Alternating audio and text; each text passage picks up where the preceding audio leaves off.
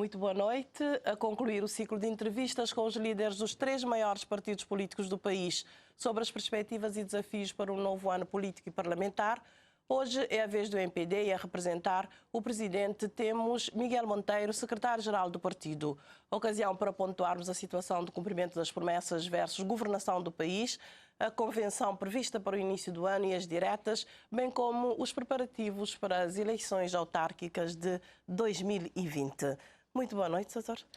Boa noite, cara Adelina Brito. Conforme anunciamos, para esta perspectiva do novo ano político, contávamos com os líderes dos partidos políticos.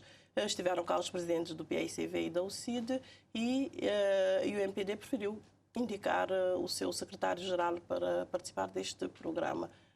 Nós gostaríamos de saber quais os motivos. Naturalmente, pronto, em primeiro lugar, eu gostaria aqui de frisar que o partido solidariza-se com as famílias do Sr. Ministro Júlio Herbert, que nos deixou prematuramente, digamos assim. Foi um diplomata não só na carreira, mas também um diplomata junto com os seus amigos. E também, infelizmente, para o MPD, ficou marcado também hoje pelo desaparecimento físico de um grande militante, o Felisberto Furtado Mendes, mais conhecido por Nené, em Santa Catarina, que por motivo de doença também faleceu. E queríamos aqui não deixar passar esta oportunidade de endereçar às famílias a nossa solidariedade, esperando que, pronto, dentro deste momento de sofrimento, consigam ultrapassar. Efetivamente, pronto, o MPD decidiu indicar o secretário-geral. Conforme os nossos estatutos, é algo normal. Neste caso em concreto, o programa é destinado a analisar os partidos políticos e quando o presidente do partido é primeiro-ministro, é normal, não só aqui como em outras paragens, que seja representado pelo secretário-geral. Não vemos qualquer celeuma nisso. Eventualmente outros poderão achar, mas naturalmente que o MPD rege-se pelos seus princípios e valores. O importante é que o MPD está cá para, portanto, passar a sua visão, a sua perspectiva para o novo ano político. Portanto, 2020, um ano que se prevê de bastante movimentação política. Entretanto, o MPD optou pela abertura do ano político na Ilha do Fogo e não como habitualmente costuma fazer em vários pontos do país. Alguma razão ou apenas por prudência neste ano político? Neste caso em concreto, a abertura do ano político foi feita no Fogo para demonstrar que efetivamente o MPD acredita no país como um todo. O Fogo é uma ilha com grandes potencialidades, é uma ilha que efetivamente pode dar muito mais ao país, é uma ilha que tem grandes ambições e certamente essas ambições serão preenchidas a breve trecho. Já estamos neste momento num processo de maior desenvolvimento da ilha, mas claramente no ano anterior tínhamos feito em São Vicente, há 2 anos tínhamos feito na praia. Queremos demonstrar que efetivamente Cabo Verde não é só a capital, tem outras cidades e no próximo ano certamente será feito em um outro local, mostrando que Cabo Verde é constituído por várias ilhas e todas são importantes para o desenvolvimento do país. Mas sabe-se, entanto, que a Ilha do Fogo é um bastião, diz-se que é o bastião do PAICV e começaram logo pela Ilha do Fogo. Alguma razão específica em termos partidários para se começar mesmo por uma ilha onde... É para demonstrar claramente que há uma aposta por parte do MPD. Essa questão de bastião nós iremos ver nas próximas eleições. Estamos convictos que iremos ganhar as câmaras municipais no Fogo e aqui digo também pretendemos ganhar, já antecipando um pouco, pretendemos ganhar também na Câmara Municipal dos Mosteiros. Nós consideramos, conforme eu disse, que o Fogo é uma ilha que tem grande potencial, seja a nível agrícola, a nível turístico e certamente, brevemente, com a iluminação, por exemplo, da pista que vai acontecer a breve trecho, certamente que a Ilha do Fogo dará muito mais para a construção de um Cabo Verde melhor.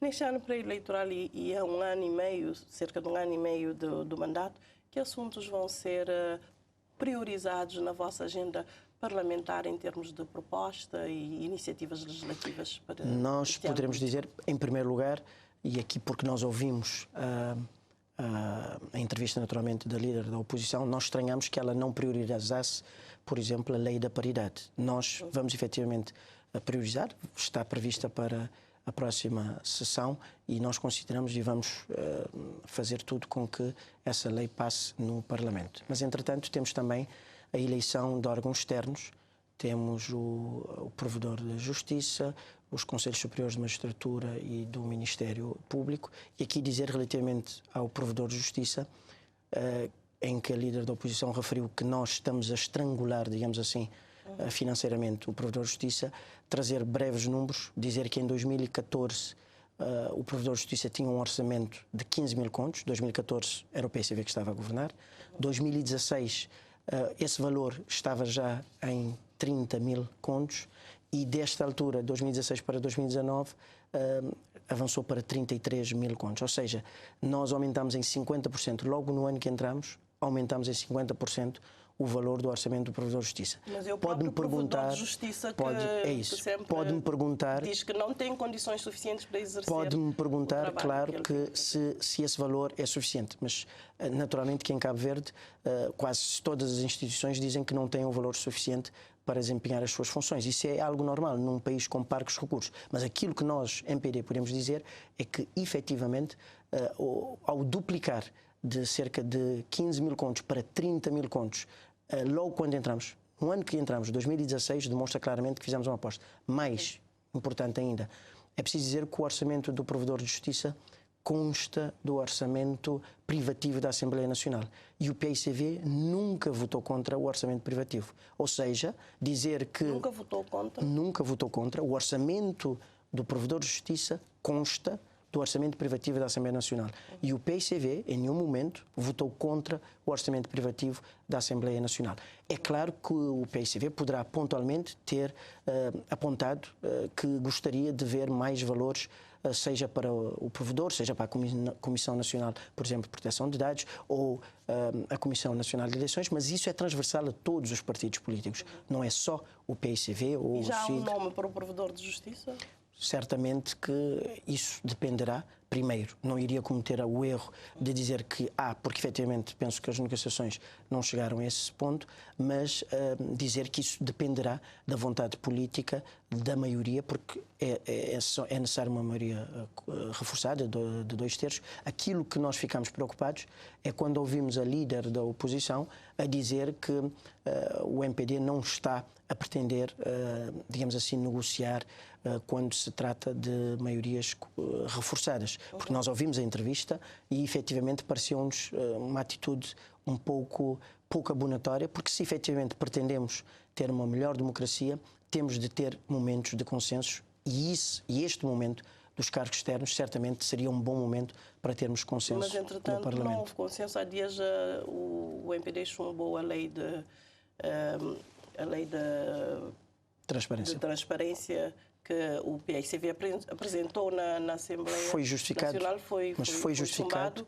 Mas a lei esteve retida durante quase 6 meses para contar com o vosso contributo e, segundo a Presidente do PICV, não foi negociado, não foi consensualizado. Bom, aquilo que eu posso dizer é que há uma proposta por parte do Governo que melhora em vários aspectos essa questão da transparência, o acesso aos documentos, o acesso às informações por parte dos cidadãos, e é uma proposta que, segundo o nosso entendimento, ficaria muito melhor do que a proposta do PSV, razão pela qual o MPD absteve-se nessa votação. Mas também gostaria de dizer que temos mais 2 propostas, uma revisão pontual do Código Civil, que pretendemos fazer, mas também... Sobre esta lei da transparência, o MPD já tem a proposta pronta para ser discutida? A proposta está no Parlamento, no Governo. O Governo apresentou, foi dada entrada no Parlamento, então pensamos que brevemente, ainda durante este ano, estaremos em condições de votar essa lei, pelo que não vemos celeuma naquilo que o PSV naturalmente está a dizer. Mas, como eu estava a dizer, temos mais 2 propostas. Também pretendemos ter um novo regime jurídico de reconhecimento das associações e coletividades da diáspora. Ou seja, nós temos várias associações que desempenham e fazem o seu papel na diáspora. Pretendemos que essas associações sejam reconhecidas aqui em Cabo Verde também, para poderem também aumentar o seu âmbito de trabalho também aqui em Cabo Verde. Mas em termos de revisão da Constituição, o MPD não tem previsto para este ano? Não temos previsto, sabemos como é que funciona, ou seja, avançando qualquer sujeito parlamentar, qualquer deputado, há um período de 60 dias para que esse processo fique fechado. Esperamos, quando efetivamente for a hora, o MPD certamente saberá posicionar-se nessa matéria. Tanto o PICV como a UCID já disseram que vão levar esta proposta. Esta é uma proposta que necessita também de consenso. Naturalmente precisa de... E como é que o MPD vai Naturalmente, como há de compreender, cara Adelina, nós não podemos estar a falar no vazio. Nós temos de ter as propostas, até porque a Constituição é constituída por vários artigos e podemos estar favoráveis a um ou outro artigo e não estar favoráveis a outros artigos. Pelo que só mesmo com a apresentação in loco é que poderemos posicionar efetivamente. E sobre a proposta de lei de paridade que referiu há bocadinho, foi adiada de julho para outubro, com o líder do MPD a apelar a muita ponderação. O que é que esteve o grupo parlamentar do MPD a ponderar nestes 3 meses e que agora vai trazer para a aprovação da lei de paridade? Veja, ao contrário daquilo que o próprio PICV quis dar a entender, que o MPD, e seria só o MPD que não estava disponível para avançar com a lei de paridade, viu-se que o próprio presidente da UCID e já outros deputados da UCID já tinham demonstrado que havia alguns aspectos digamos assim, serem revistos. Aquilo que nós estranhamos é porque foi dito claramente que a lei da paridade viria novamente ao Parlamento no mês de outubro. Não se falou em primeira sessão ou segunda sessão, até porque a primeira sessão não daria tempo, os deputados estavam de férias, as jornadas parlamentares foram apenas 2 dias antes do início da sessão, não havia condições para efetivamente na primeira sessão levar a lei. Consideramos que durante este interregno, agora sim, os deputados estão em conversações, a rede parlamentar das mulheres está a fazer uma série de ações, sei que, penso eu, na próxima quinta-feira tem uma ação em Santa Catarina, ou seja, as coisas efetivamente estão a acontecer. Consideramos que, e sabemos aqui claramente, que há alguns deputados que não concordam com a lei da paridade, mas isso é normal. Perceba-se, estamos em democracia. O próprio senhor não estava um pouco reticente em relação Veja, isso de constar, matéria. Eu diria, o FLA não conta. Aquilo que eu posso dizer... O senhor sempre esteve a favor desta lei? Não posso dizer que sempre estive a favor, não posso dizer que neste momento estou a favor de todas as opções. Aquilo que posso dizer, claramente, é que no cômputo geral esta lei irá contar com o meu voto favorável. Sei que há aspectos que deverão ser melhorados, certamente, mas naturalmente o meu voto não é um voto em branco. Precisamos efetivamente analisar a lei. Consideramos que no cômputo geral, diria 90% da lei, a lei está conforme aquilo que nós pretendemos a nível do MPD. O senhor Primeiro-Ministro e Presidente do Partido já disse claramente que o MPD é favorável a esta lei. No nosso estatuto esse princípio já consta e eu posso aqui dizer, acho que não é... Porque a iniciativa é parlamentar, mas o compromisso é mesmo do governo global em termos de... Naturalmente, veja-se, como eu disse, já nos nossos estatutos já consta este princípio. Nós, na última convenção, aprovamos isso e é um princípio. Eu até diria mais, e espero não estar a ir longe demais, eu acredito piamente que se a lei, porventura, não passar, eu acredito que o MPD, do seu lado, a partir do seu presidente, irá cumprir os princípios que constam da lei, nomeadamente a questão do princípio de 60-40 para ambos os géneros. Independentemente... Quer dizer que põe a possibilidade da lei não passar.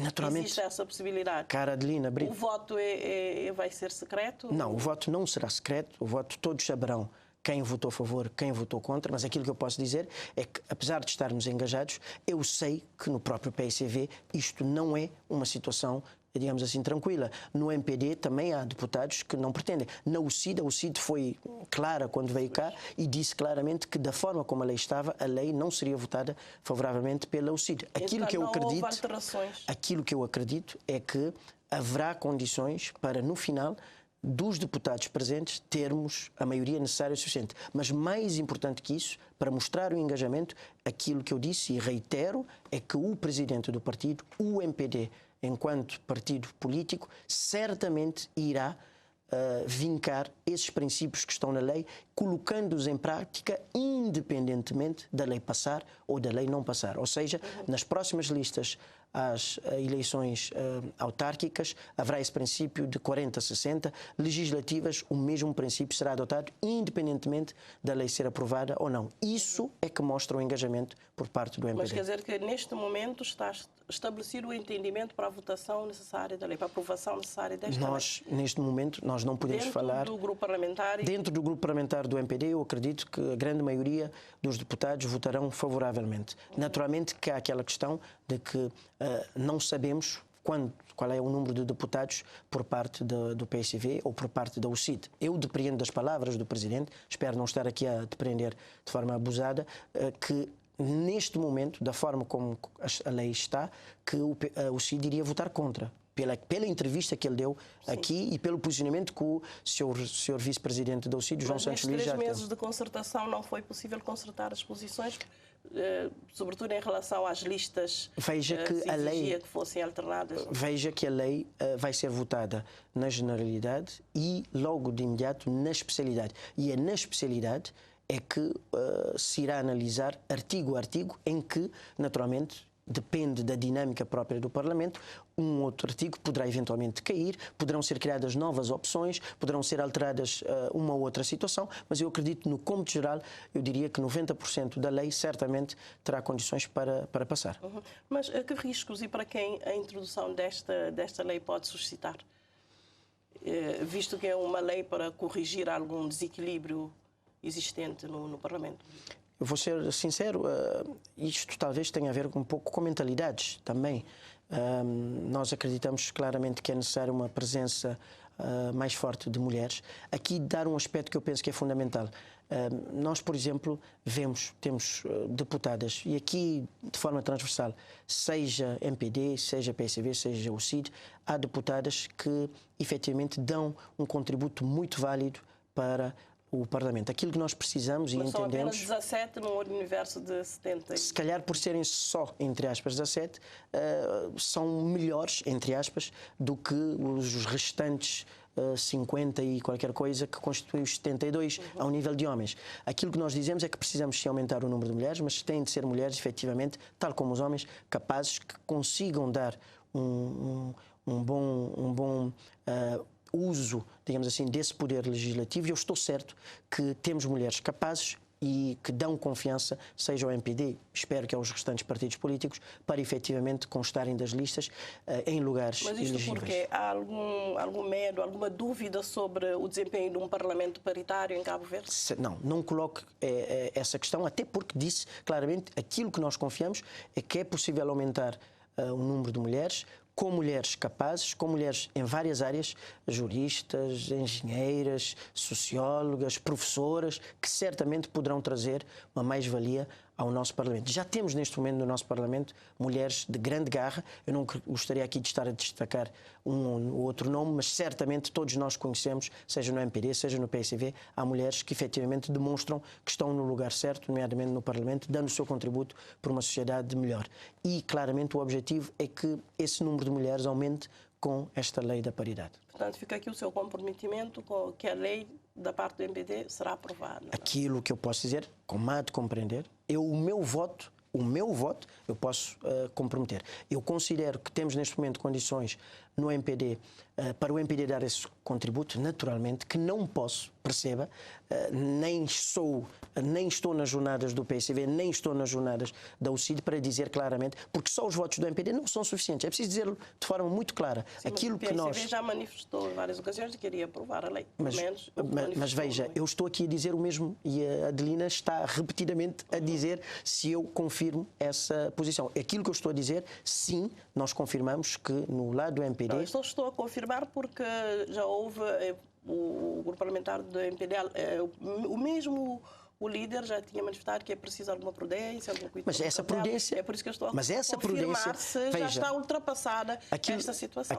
Aquilo que eu posso dizer, e agora obriga-me a dizê-lo, porque eu não queria dizê-lo, mas aquilo obriga-me a dizê-lo, é que aquilo que nós sabemos é que do lado do PSV, esta lei tem sido vista como uma forma da líder do PSV, digamos assim, excluir certos elementos das listas do PSV. Elementos masculinos? Naturalmente.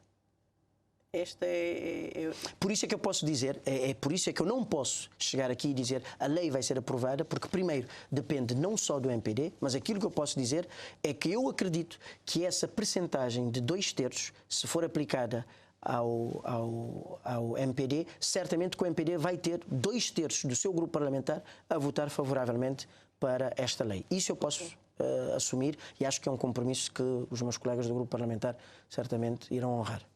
Sim, avançando um pouco mais, o governo do MPD prometeu transparência na gestão da coisa pública, mas é facto que a sua governação é fortemente acusada de falta de transparência, sonegação de informações sobre negócios efetuados, sobretudo no âmbito das privatizações e no setor de transportes, mais concretamente.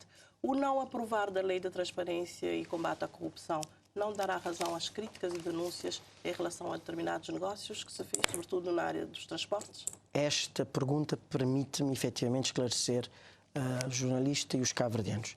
Eu tenho aqui, na entrevista dada pela presidente do PSV, ela fez referência dizendo que, por exemplo, o contrato assinado entre a Islander e o governo não foi apresentado. Não foi apresentado. Eu tenho aqui a prova, já tinha dito isto no Parlamento, mas aqui tenho a prova. No dia 5 de março de 2019, o senhor ministro, Olavo Correia e Silva, ministro das Finanças, mandou ao Parlamento mandou para o Parlamento pelos órgãos oficiais, ou seja, através do Presidente da Assembleia Nacional, e o Sr. Presidente da Assembleia Nacional mandou distribuir, e foi feita essa distribuição por e-mail no dia 5 de março de 2019, demonstrando o contrato com a Islander. Da TSV. Esse contrato que a senhora líder do PSV disse que não tinha sido conseguido e que o PSV reiteradamente tinha assumido, está aqui. Eu posso demonstrá-lo, está aqui, senhora jornalista. Aquilo que eu posso dizer é que nós precisamos, e permita-me, dê-me 1 minuto e meio, não interrompendo, só para eu poder não perder o raciocínio, que é o seguinte: nós, efetivamente, pensamos que é necessária uma oposição credível, uma oposição que, por cada medida que o governo tome, não venha lançar suspeições. Porque nós acreditamos, sim, que o PSV está a lançar suspeições em tudo e mais alguma coisa, recorrendo a inverdades, conforme eu posso aqui demonstrar. Veja-se que, para demonstrar que é preciso uma oposição credível, eu vou dar o exemplo do MPD quando estava na oposição. Quando nós estávamos na oposição, nós, em termos da oposição, denunciámos um contrato leonino feito pela Sociedade Lusa de Negócios com terrenos do Sal e da Boa Vista, em que, na sequência dessa denúncia, um ministro da Economia, na altura, saiu do governo, porque efetivamente demonstrou-se que aquilo não era transparente, havia efetivamente riscos graves de corrupção e de má gestão da coisa pública. O MPD não estava todos os dias a lançar suspeições por cada medida tomada pelo governo, vinha. Sabe porquê? Porque eu, enquanto secretário-geral do MPD, eu acredito que o MPD não está sempre certo. E eu acredito que o MPD erra também. Mas quando a oposição recorrentemente e em todas as medidas diz que o MPD está a fazer está a tomar atos de corrupção, de pouca transparência, quando o MPD efetivamente cometer, porque eu acredito que somos humanos, há situações várias que nós não dominamos, aquilo que vai acontecer é que ninguém vai acreditar no PSV, incluindo o próprio MPD, não tomará medidas, porque todas as medidas que o MPD toma, o PSV diz que é por intransparência. Mas estas suspeições não têm a ver, às vezes, com a falta de informações, porque mesmo não é só o PSV, o CID também diz que não tem acesso às informações sobre algumas ações do governo. Eu estou aqui a demonstrar. E a senhora presidente do PSV, já no Parlamento, eu já tinha dito isso.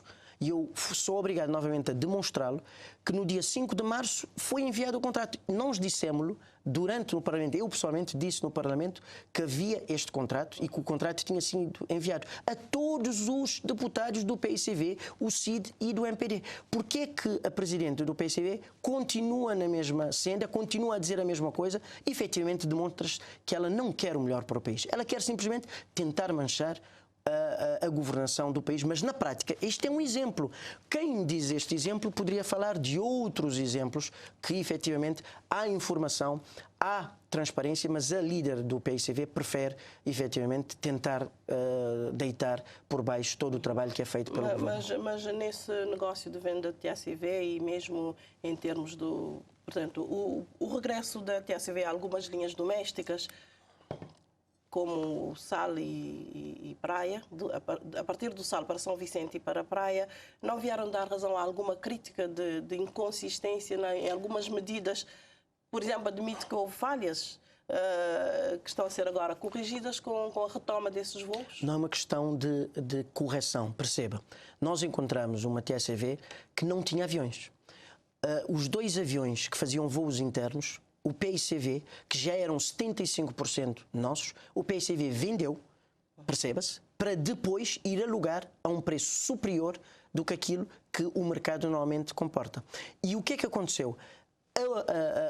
A TACV não estava em condições de manter os voos internos. Foi preciso dar um passo atrás para depois dar 2 à frente.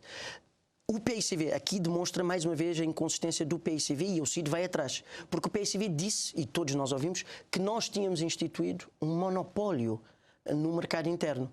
Como é que podemos nós instituir um monopólio quando foi a Binter veio na mão do PICV? Se a TACV, quando nós tomamos, não estava em condições, não tinha aviões para fazer esses voos internos. Os aviões estavam em risco de voar, por exemplo, para o Senegal, de serem caçados. Mas a Binter veio pela mão do PICV numa situação em que não era de monopólio, não era de exclusividade, porque a TACV ainda voava internamente, não é? Qual é a transportadora que consegue voar sem aviões? A questão é muito simples. Mas na altura eles voavam com aviões, não é? A questão que se teve de fazer foi, como eu disse, dar um passo atrás para dar 2 à frente. A TACV agora, Cabo Verde Airlines, peço desculpa, compara-se com a TACV que nós tínhamos antes das eleições, em que tínhamos prejuízos de 300 mil contos por mês. Perceba que, por exemplo, uma das indicações que é dita, uma das críticas que é feita, é, por exemplo, a questão do voo de São Vicente para Lisboa. Primeiro, São Vicente tem várias ligações com várias linhas aéreas para Portugal. Mas, segundo, não se está a dizer que São Vicente não terá ligações de São Vicente para Lisboa. Aquilo que se está a dizer é que, ao contrário do passado, a existir, que eu pessoalmente acredito que vai existir esse voo vai ser feito no âmbito de uma decisão comercial da empresa, em que a empresa dirá: temos condições sustentáveis para ter esse voo, e não com indicações políticas para serem feitos voos daqui para acolá, em que o erário público é que tem de pagar. Neste momento, perceba, estamos com outro tipo de estratégia. A TACV, Cabo Verde Airlines, neste momento, está com outro tipo de condições. Daqui a pouco tempo, e teremos a partir do mês de dezembro voos para Lagos, na Nigéria. Teremos voos para Washington. Está a falar Cabo de voos Verde nunca teve. Mas nós estávamos aqui a falar dos voos domésticos. Não, é que estão ligados. Perceba, é que uma das estratégias tem a ver com fazer o stopover, em que é permitir, por exemplo, a um viajante vir, por exemplo, de Washington para o Sal, parar 2, 3, 4 dias e ir, por exemplo, a São Vicente ou ir ao Fogo e depois seguir novamente de Sal para Lagos. Mas isto não foi uma leva correção, tempo. exatamente, não é uma correção. A companhia que está cá, a Binter, não dava respostas para todos esses voos de ligação, por exemplo. Mas foi uma correção que foi feita. São 2 empresas separadas, em que, comercialmente, as empresas, se entenderem, naturalmente, que a Binter poderia aproveitar esse mercado para aumentar, digamos assim, a sua cota de mercado interno. Mas disse que, não foi. Portanto, deu-se um passo atrás Quando eu digo deu-se um passo atrás... Com a questão da Binter? Não é questão da Binter. Quando eu digo que deu-se um passo atrás, foi momentaneamente a Cabo Verde Airlines suspendeu os voos domésticos porque não tinha condições. Isto é preciso dizê-lo. Não é porque quis. Ninguém quer parar. Porque não teve condições. O que eu queria perguntar é se o governo do MPD está, neste momento, satisfeito com o serviço doméstico que está a ser feito em termos internamente. Aquilo que eu posso dizer é que o governo de Cabo Verde está a tomar as medidas, por exemplo, ao nível da regulação, para que brevemente, e eu digo brevemente, estou a falar eventualmente este ano ainda ou início do próximo ano, que haja melhores condições, que, por exemplo, os cabo-verdianos que pretendem viajar de São Nicolau ou para São Nicolau não tenham de pagar 2 viagens. Isso irá acontecer brevemente e eu estou convicto que daqui a algum tempo ninguém irá lembrar-se desta fase, que é uma fase necessária, porque há reajustes. Sim, mas isso a Binda já está a voar desde 2016. Mas a Cabo Verde Airlines não. Mas porque está-me a falar da Cabo Verde Airlines, eu estou a falar na Cabo Verde Airlines. Eu estou a falar dos voos internos, dos voos de ligação, dos voos que são necessários para a união territorial. Mas por isso é que eu estou a dizer que é preciso às vezes dar um passo atrás para dar 2 à frente. Por isso é que eu lhe disse que o Governo irá adotar medidas ao nível da regulação, por exemplo, para que seja possível, porque a Binter também foi lesada com algumas medidas da regulação. É preciso dizê-lo de forma clara. Mas estas medidas já não vêm um pouco tarde, visto que as pessoas já fizeram manifestações, já houve denúncias do mau serviço em termos de ligação, em termos de tempo para se mover uma ilha para de uma ilha para outra. Para mudar a questão da regulação, por exemplo, é preciso que o Parlamento aprove a lei. A lei foi aprovada, penso eu, em julho, se não me engano. Ou seja, as coisas não podem ser feitas sem certas fases serem cumpridas. Essa fase da lei passar no Parlamento já foi cumprida. Eu acredito que brevemente todos nós queremos melhores ligações e certamente iremos ter melhores ligações. Melhores, mais ligações, muito importante, a custos sustentáveis. É isso que o Governo está a preparar. Mas veja, nós não podíamos resolver essa situação com uma TSV que estava doente, como o Sr. Primeiro-Ministro costuma dizer, estava em coma. Mas precisava tanto tempo, quase 4 anos. Aqui eu vou-lhe dar a resposta que eu costumo dar aos deputados do PSV, que é: nós estamos há 3 anos e não há 3 mandatos. Estamos a resolver. Veja-se, quem é que diria, quando nós tomamos a TSV, da forma como a TSV estava, que iríamos conseguir ter um parceiro estratégico da forma como conseguimos, em que neste momento a TSV tem 3 ou 4 Boeings e daqui, este ano mesmo, virão mais 2 Boeings. Ninguém diria que isto seria possível. Aliás, há muita gente que não acreditava que iria ser possível. Nós sempre tivemos, foi um Boeing, até 2 no máximo, mas neste momento estamos com 3 e virão mais 2 ainda durante este ano.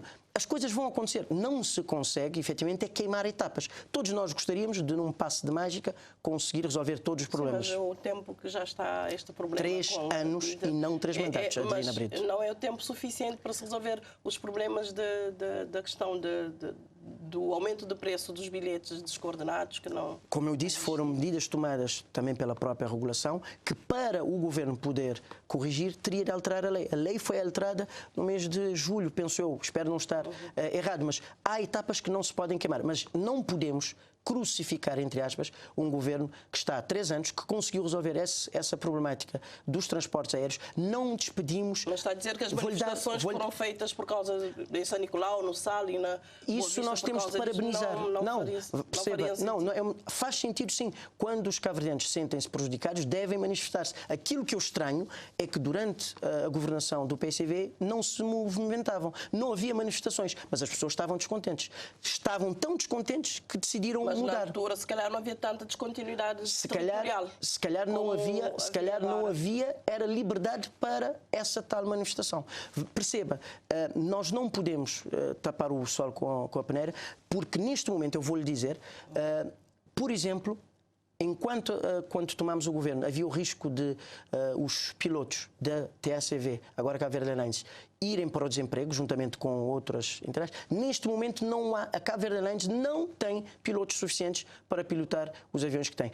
O governo implementou, permita-me dar mais uma boa nova, implementou ou está a implementar uma linha de crédito para quem quer ser piloto poder tirar esse curso, porque efetivamente daqui a pouco tempo a Cabo Verde Airlines não tem pilotos suficientes. Veja, de uma situação em 3 anos, numa situação de risco de desemprego, passámos por uma situação em que estamos a precisar de trabalho bem remunerado, que tem possibilidade de ser colocado não só aqui em Cabo Verde, mas também no estrangeiro, demonstrando uma mudança completa. É esta mudança é que nós temos de valorizar. E já agora que está a falar da Cabo Verde Airlines, como está o pagamento da venda da TACV à Icelandair? Perceba, a líder da oposição disse que o pagamento dos 48 mil contos ainda sequer foi feito. Está conforme aquilo que foi previsto. Nós preferimos que esses tais 48 mil contos sejam pagos, penso eu, que é no final deste ano, início do próximo ano, do que proibir ou inibir a empresa de fazer os investimentos. Estamos a ter mais aviões, vamos continuar a ter mais aviões, a empresa vai continuar a abrir linhas e isso é que é o importante. O importante não é 48 mil contos, não resolve problema algum em Cabo Verde. Aquilo que efetivamente nós precisamos é demonstrar, por exemplo, há dias eu vi o ex-embaixador dos Estados Unidos em Cabo Verde colocar uma foto no Facebook em que havia autocarros com o nome Cabo Verde, aviões com aviões escrito Cabo Verde em Washington. Isso claramente é que traz a imagem de Cabo Verde. Daqui a algum tempo nós iremos perceber, porque quando os turistas, quando os cabo-verdianos também começarem a sentir que os voos vão aumentar, ter, por exemplo, dois voos... que a imagem lá fora está não é só imagem, não é só imagem, perceba. É preciso, não, como eu disse, não queimar etapas. Porque quando nós tivermos, por exemplo, eu considero que 2 voos de Praia para São Vicente é pouquíssimo. Nós temos de ter 6 ou 7 voos de Praia para São Vicente ou de Praia para o Sal. Nas Canárias fazem 12 voos entre ilhas durante todo o dia. É esse o tipo de desenvolvimento que nós pretendemos. Como deve entender, não vamos ficar aqui nos transportes aéreos, também temos transportes marítimos, que ao que tudo indica as coisas não estão a decorrer como o previsto no acordo. Como vê as denúncias de incumprimentos pelo vencedor de concurso e o pedido de auxílio para que o Governo reavalie a concessão feita a esta companhia? Eu vou lhe dizer, eu pessoalmente, enquanto gestor, considero que esta medida de ter linhas marítimas regulares, com horários, com barcos, é a maior medida do nosso governo. Esta medida é a maior medida. A medida agora, é essa, mas a prática não está sendo esta. Perceba. Nós temos neste momento, penso eu, 2 barcos na DOCA. São processos. Primeiro, há um processo de transição de 2 anos. Isso está no contrato. Nunca foi previsto que a empresa iria colocar 5 navios de uma só vez aqui a funcionar. Há um período de 2 anos de transição. Nós temos cerca de... A concessão começou a 15 de agosto. Setembro, outubro. Estamos a menos de 2 meses ou 2 meses. Mas também nem sequer conseguiu pôr um único barco que estava previsto ainda para chegar. Perceba, ainda este ano. Vai estar este ano. Mas já mudou várias datas, de agosto para julho. Os imponderáveis, perceba, os imponderáveis... Para setembro e ainda não temos. Os imponderáveis acontecem. O mais importante, perceba, Adelina, é se você for, por exemplo, a Portugal, ou, por exemplo, à Madeira, aos Açores, se quer ir do Faial para o Corvo, ou de Gran Canária para outra ilha nas Canárias, sabe, vai à internet e sabe a que horas é que tem um barco, sabe qual é o barco, compra o bilhete online e consegue viajar em total condição de segurança. Sim, mas aqui em Cabo Verde, perceba, Adelina, aquilo que eu estou a dizer é: vamos primeiro discutir o que é que se pretende, depois discutimos aquilo que está a verificar. Vamos discutir, se calhar, o que é que está a acontecer na prática, porque ainda hoje tivemos notícias das pessoas na Ilha do Fogo que não sabiam a que horas era o barco, quando é que vinha, quando é que ia. Eu estou certo. Mas isso era para já estar a cumprir. Eu estou certo que, se me deixar explicar, depois podemos analisar os desvios. Perceba, é melhor porque os cabo-verdianos analisarmos a atualidade do que irmos ao passado. Não é o passado, assim. Não é passado. Estou a dizer, aquilo que está previsto atualmente é ter barcos com horários em que o barco de Sal para Boa Vista sai, por exemplo, sai, por exemplo, à quarta-feira às 10 horas. Isto nunca aconteceu em Cabo Verde. E que depois o barco sai da Boa Vista para Santo Antão às 17 horas do mesmo dia. Isto nunca aconteceu em Cabo Verde. Aquilo que eu estou a lhe dizer é: há imponderáveis. O imponderável aqui neste momento é: houve efetivamente 2 barcos que estão na DOCA porque sofreram avarias. Há situações que não se consegue resolver, digamos assim, de uma maneira rápida. Mas a própria empresa já tomou diligências. Há um barco que foi fretado e que já está a caminho aqui do país, que é um barco do tipo roll-on, roll-off, com 450, se não me engano, passageiros, 60 lugar para 60 carros, 15 caminhões, e que vai efetivamente regularizar essa situação.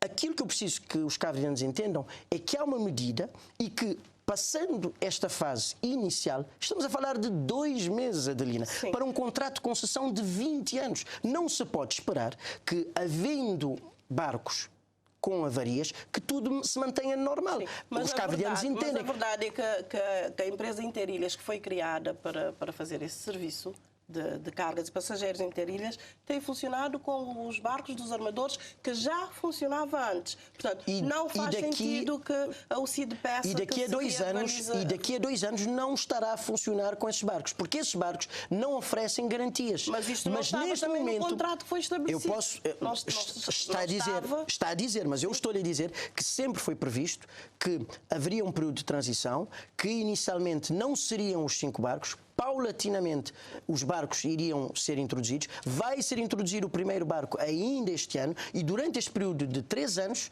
anos, peço desculpa, os barcos vão continuar a ser introduzidos, saindo estes barcos que estão a ser utilizados atualmente.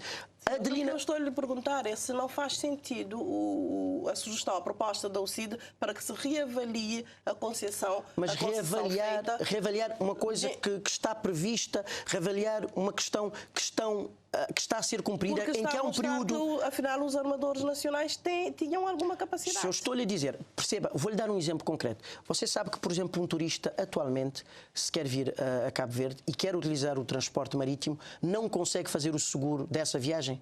Sabe porquê? Porque os barcos, primeiro, legislativamente, não havia legislação em Cabo Verde. O governo está a criar. Segundo, os barcos atuais não dão garantias, as garantias que nós pretendemos que sirvam, por exemplo, para que seja possível fazer o seguro. Recorda-se qual é que era a média de naufrágios e de acidentes de barcos até 2016? Eu recordo-me, era um navio por um acidente por ano, de média. Atualmente, apesar que os barcos mantêm-se quase os mesmos, mas foram tomadas medidas e não há esse tipo de situação. Os cabo-verdianos não se esquecem do navio Vicente. Essa situação, atualmente, não digo que não aconteceria, mas estamos a dar condições para que seja mais difícil acontecer. Com a modificação e com os novos barcos, será cada vez mais seguro, mais fiável, com melhores condições de viajar. Aquilo que eu posso dizer que os cabo-verdianos vão ter que funcionar a este ritmo até que daqui a 2 anos ou mais, houver os resultados das medidas tomadas. Veja, aquilo que eu disse é que, por exemplo, há 2 barcos na doca, há um barco neste momento a chegar a Cabo Verde para efetivamente salvaguardar essa situação dos 2 barcos. A empresa, se formos ver, não poderia saber que iriam 2 barcos sofrer essas avarias, mas tomou medidas de forma célere. Mas que garantias tem o governo que o empréstimo que, portanto, a concessionária vai fazer com o seu aval vai se traduzir em investimentos e melhorias de serviço em Interilhas de carga? Qual é a garantia esse empréstimo nunca foi para investimento. Veja, até porque é caricato.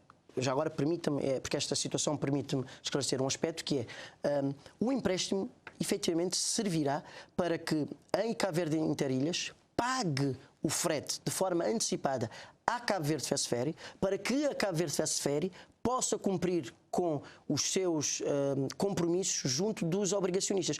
A Cabo Verde Fast Ferry não estava a cumprir com, seja INPS, seja Enapor, seja obrigacionistas, não estava a cumprir com ninguém. Não havia nenhuma entidade. Os trabalhadores tinham salários em atraso. E aquilo que a Cabo Verde Interilhas fez foi antecipar um valor que tinha a pagar para a Cabo Verde Fast Ferry, para que a Cabo Verde Fast Ferry conseguisse cumprir junto dos obrigacionistas. Ou seja, aquilo que o PICV está a criticar é nós estarmos, mais uma vez, a corrigir uma medida tomada por eles numa empresa que não tinha condições e que efetivamente estava a dever a meio mundo. E esta medida visa salvaguardar o interesse dos obrigacionistas. Mas e o subsídio que se vai dar a esta companhia de 400 milhões de escudos, não é? Perceba, esse subsídio é o seguinte.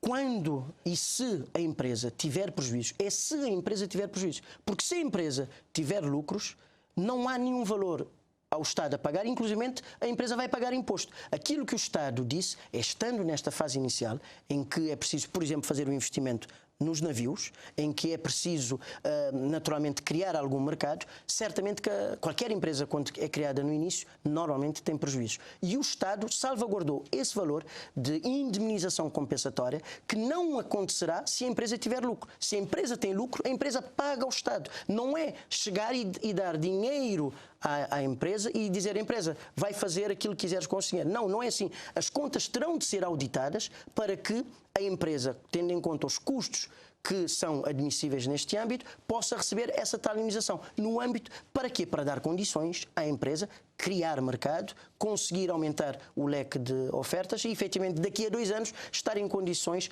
de ter um mercado unificado, em que é possível mandar através de uma única empresa, uma carga da Brava, por exemplo, para Santo Antão, sem ter de trocar por 2 ou 3 entidades. Mas o Governo não colocou a possibilidade de, se tivesse avalizado os operadores nacionais, para também conseguirem um empréstimo para adquirirem barcos novos, poderiam tomar conta do mercado, ficarem com esta Veja que facilidade. a Transinsular ganhou um concurso internacional. Não foi, o Governo não chegou e escolheu Transinsular, vem cá, eu vou-te dar dinheiro, eu vou-te avalizar. Não, mas os armadores nacionais ficaram de fora porque não ficaram de fora. Não ficaram de fora, Adelina. No início Adelina, ficaram de fora, Adelina. no primeiro concurso não ficaram de fora. Não, Adelina, não ficaram de fora. Depois é que, Adelina, não ficaram, peço desculpa. Então porquê isso é uma informação, isso é uma informação que não é correta. Não, mas não é no concurso, não, eu estou-lhe a dizer é que no âmbito do concurso a negociação permitiu que 49% da empresa, esta empresa, 49% é dos armadores nacionais. Vários armadores. Mas isto foi um negócio feito depois do concurso. Não foi depois. Mas perceba, Adelina, a empresa ganhou, a Transinsular ganhou.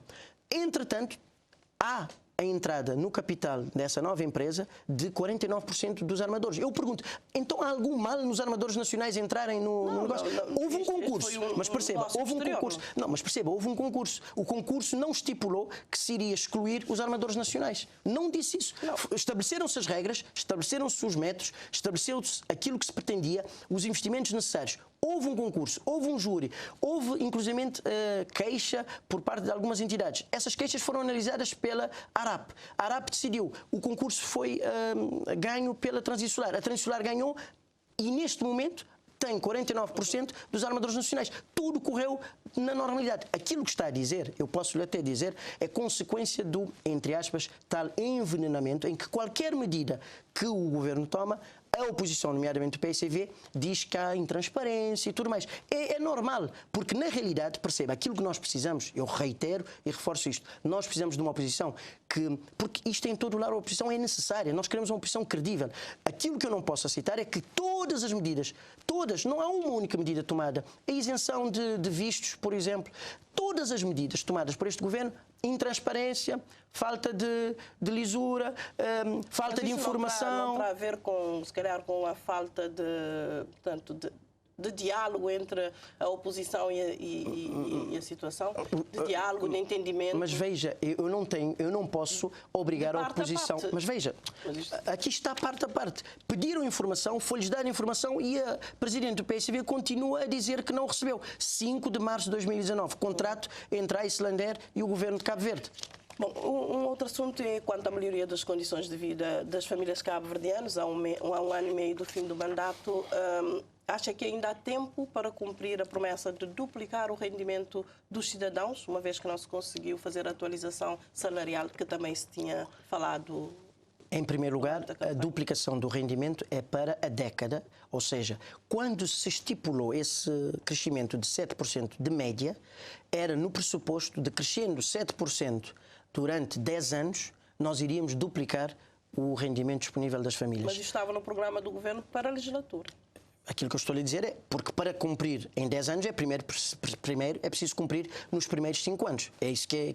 Por isso é que havia essa meta. Mas a meta não é em si, a meta não é o crescimento de 7%. A meta é duplicar o crescimento, duplicar o rendimento das pessoas numa década. Mas veja, aqui permita-me dizer o seguinte. Nós temos, durante de 2016 a 2018, foram tomadas uma série de medidas que muita gente não sabe ao nível dos planos de cargos, carreiras e salários, em que vários quadros especiais tiveram melhoria das suas condições de vida e aqui peço desculpa porque são muitos, permitam-me aqui aceder à minha cábula. Nós temos, por exemplo, médicos... Vai ler tudo isto, não vou ler Nós tudo. não temos Não, tempo para isso. mas é preciso que as pessoas saibam. Está-me a também- perguntar, eu estou a dar elementos.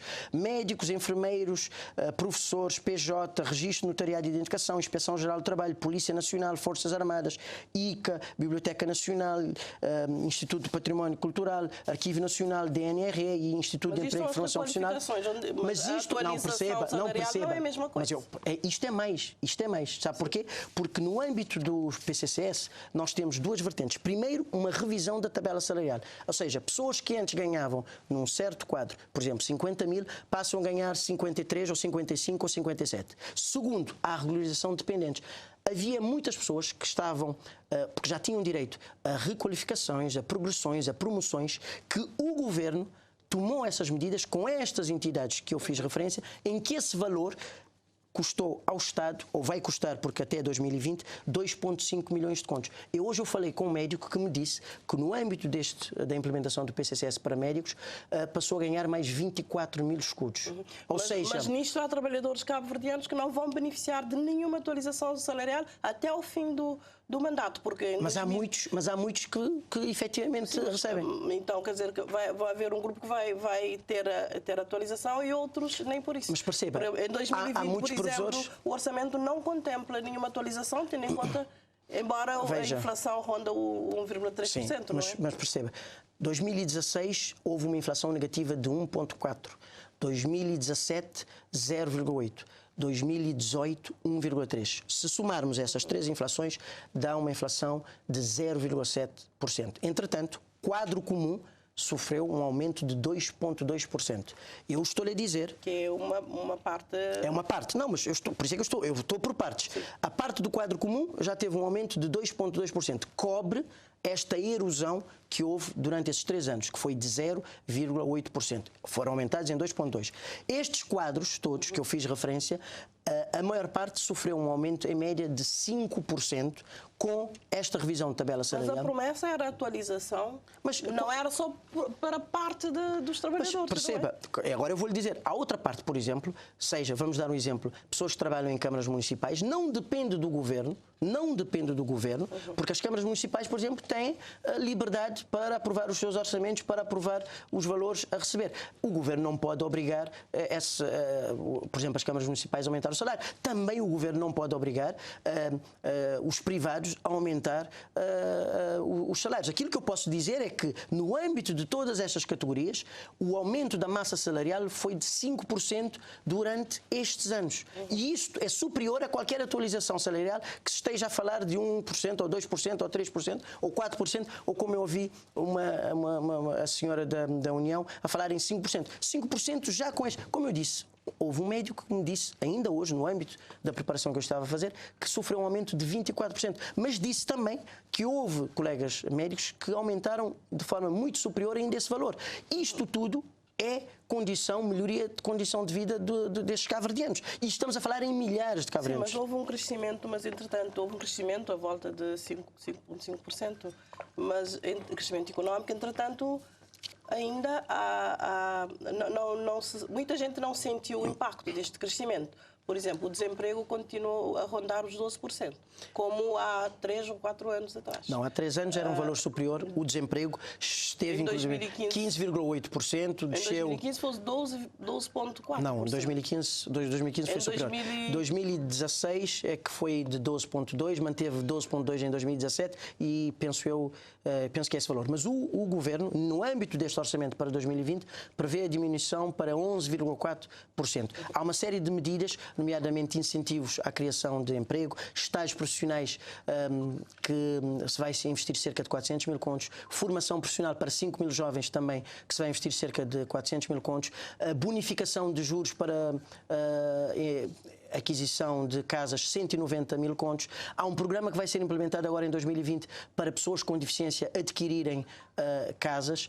Há pessoas com deficiência que, com o orçamento de 2020, aliás, já estava anteriormente, têm acesso gratuito ao ensino. Isto tudo são medidas tomadas no âmbito do crescimento económico. As pessoas dizem, a oposição diz que não há medidas e que não se sente o impacto. Mas quando eu lhe estou a dizer que as pessoas com deficiência, vai dizer a uma pessoa com deficiência que paga a sua escola, seja desde o pré-primário até ao superior, se ele não vê a melhoria da sua condição de vida.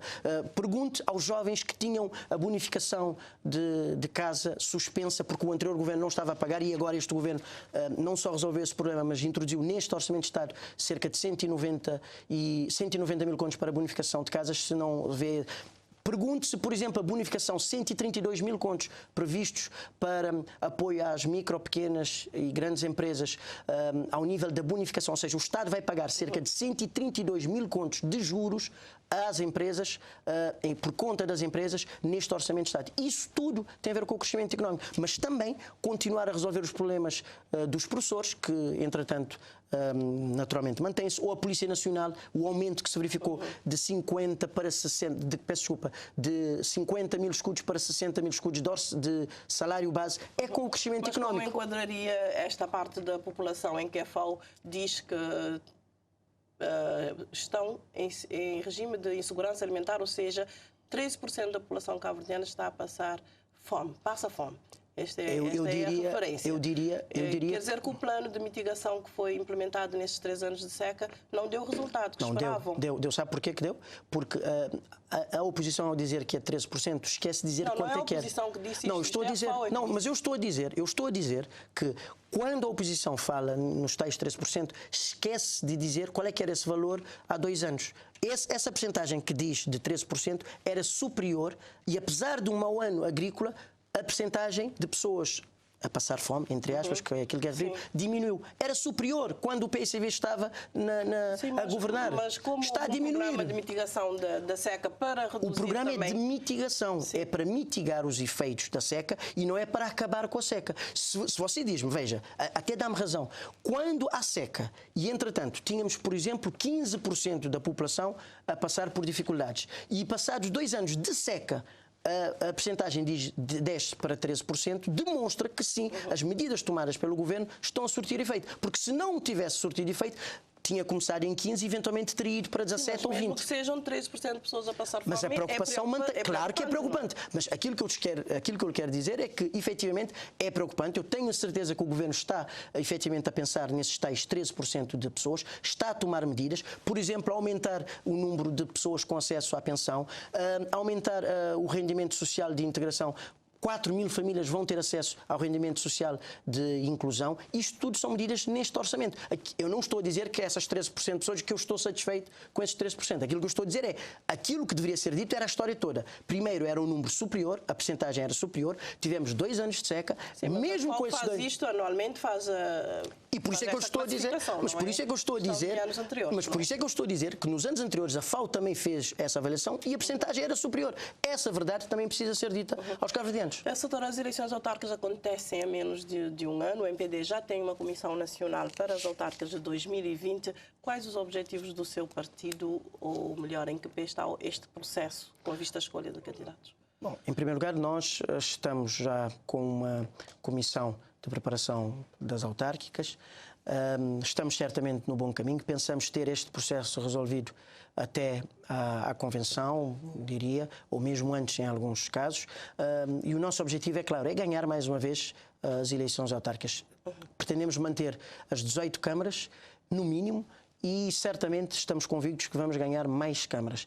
É uma fasquia alta, é preciso dizê-lo. O MPD sempre ganhou as eleições autárquicas, mas ao contrário daquilo que a líder do PICV, nós vimos ela aqui a dizer para os cabo-verdianos não colocarem os ovos todos no mesmo cesto, os cabo-verdianos não vão votar em ovos ou galinhas, os cabo-verdianos vão votar na melhoria das condições de vida. E aquilo que deu para perceber é que com este governo há uma parceria forte entre as autarquias e o governo. E isso melhora as condições de vida dos cabo-verdianos. As tais obrinhas, como por exemplo o PRA, que a líder da oposição designa de obrinhas, estão a ter impacto na vida dos cabo-verdianos e isso permite que os cabo-verdianos acreditem cada vez mais no MPD. O processo da escolha dos candidatos? O MPD pretende adotar os mesmos critérios que nos anos anteriores, em termos de escolha de candidatos, que se disponibilizam? Há um regulamento, São feitos há um regulamento que... as sondagens para se ver quem está melhor Há um regulamento que foi designado e que está aprovado pela Comissão Política Nacional, em que basicamente prevê que nos municípios em que os presidentes de Câmara são do MPD, em princípio a ideia é manter. Naturalmente que há outros critérios, há a sondagem e há outras formas também de avaliação, mas o princípio é que vamos manter esses candidatos. Se, num ou noutro caso, o candidato não quiser, porque também é possível que um candidato possa já não pretender continuar a prestar esse serviço à sociedade, nós naturalmente teremos formas de fazer a alteração. Mas há câmaras também que já apareceram muitos outros candidatos, quer dizer, do MPD, por exemplo, como São Domingos, por exemplo, quer dizer que... Por isso é que há um regulamento. A pessoa não querer, talvez. Por isso é que há um regulamento claro. O MPD faz as suas escolhas de forma clara. Não há aqui subterfúgios. O regulamento é público, está no site do partido. O regulamento todos os militantes e simpatizantes conhecem-no. Qualquer cabo-verdiano, se quiser, pode ir ver ao nosso site e verá quais é que são os critérios.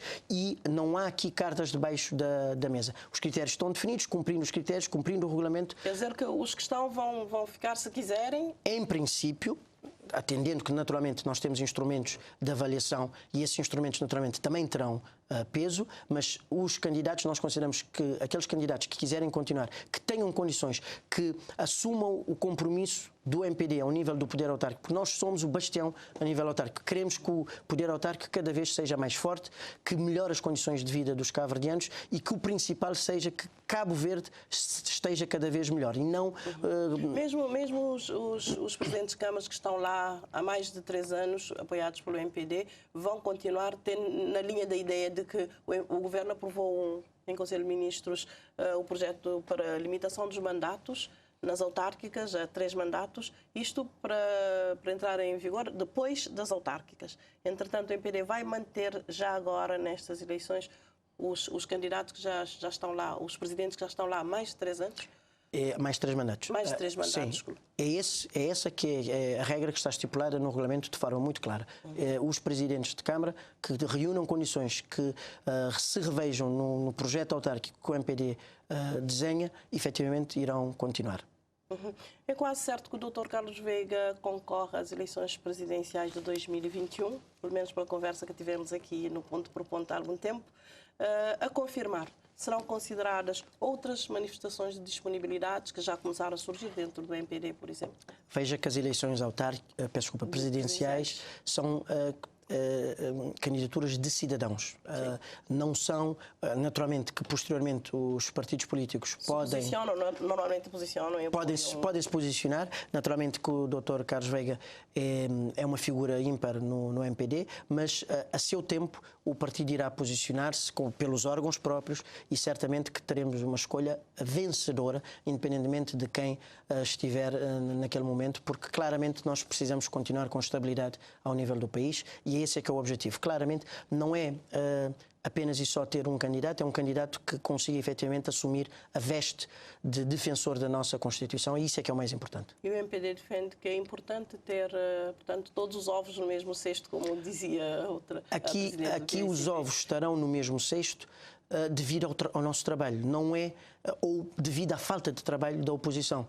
Nós, efetivamente, escolhemos os nossos melhores candidatos, nós trabalhamos afincadamente dia e noite para construir um Cabo Verde melhor, pretendemos, efetivamente, que isso aconteça a breve trecho, que estamos em condições de dar essa garantia aos cabo-verdianos, que estamos a trabalhar para que isso aconteça ao mais breve possível e, naturalmente, se a oposição não se apresenta cabalmente, não tem condições, está em quesilhas internas, não tem credibilidade junto da sociedade, a culpa não é nossa.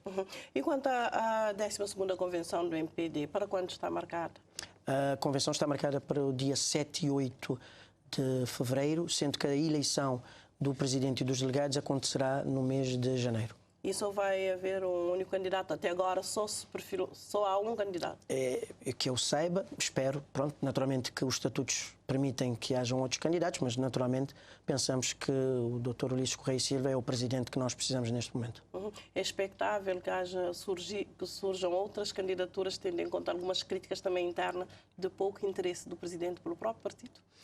Eu vou ser sincero, desconheço essas críticas. Aquilo que eu sei é que o MPD ganhou as eleições dizendo que o nosso partido é Cabo Verde, estamos a trabalhar por Cabo Verde, consideramos que estamos a fazer um bom trabalho. Há muito por fazer, sim, mas estamos no caminho certo e, naturalmente, que o Presidente Ulisses Correia e Silva é a pessoa certa para continuar com este projeto. Muito obrigado, Soutor, por partilhar connosco aqui as perspectivas do MPD para o ano político que agora arranca. Nós é que agradecemos. E nós concluímos o ciclo de entrevistas com os 3 partidos políticos com assento parlamentar sobre o novo ano político e parlamentar. Da parte do MPD tivemos aqui hoje conosco o Dr. Miguel Monteiro e com cada um dos partidos falamos das perspectivas e dos desafios para um ano marcado por eleições internas no MPD e no PAICV e eleições autárquicas. Muito boa noite e até ao próximo programa.